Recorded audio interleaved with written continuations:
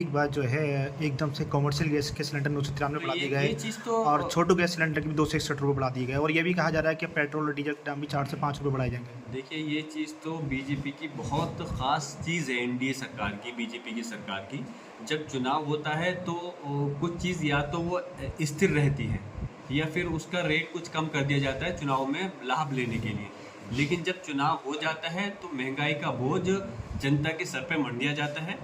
अब हैरानी की बात यह है, अगर 993 रुपये एक दिन में कमर्शियल सिलेंडर पे, बाकी रेजिडेंट घरेलू उस पर 200 261 रुपये छोटे ₹1 सिलेंडर। अगर बढ़ सकते हैं तो महंगाई किस स्पीड के साथ में बढ़ेगी। और आप देखें हमारे यहाँ पर देश के अंदर हाई क्लास के लोग कितने लोग हैं, मुश्किल से 1 से 2%। बाकी lower class, upper lower, middle class, इन लोगों का क्या है, अपना ज़िंदगी चला पाना बहुत मुश्किल है। और जिस तेज़ी के साथ में महंगाई बढ़ रही है, बेरोज़गारी बढ़ रही है, जनता का रहना दुश्वार हो रहा है। वो अपनी कमाई से अपने घर की रोज़ी रोटी, सेविंग तो बहुत दूर की बात है, अपने घर का खर्चा वो भी नहीं कर पा रहे।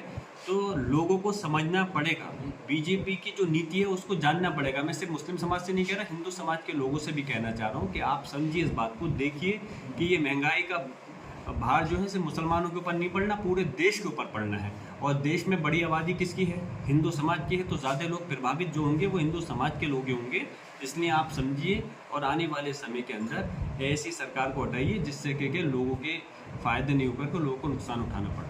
अब ये भी कहा जा रहा है कि डीजल और पेट्रोल के दाम भी 4 से 5 रुपये बिल्कुल बढ़ पूरी जाएंगे। उम्मीद है, पूरी उम्मीद है बढ़ने की। हम तो कह रहे हैं चुनाव हो गया, कमर्शियल सिलेंडर पे बढ़ गए, घरेलू गैस पे बढ़ गए, अब डीजल पेट्रोल पे भी अगर रेट बढ़ जाए तो कोई आश्चर्य की बात नहीं होगी। और हम तो उम्मीद कर रहे हैं कि जल्दी शायद आपको, इस देश की जनता को चुनाव के बाद में महंगाई का तोहफा मिलने वाला है।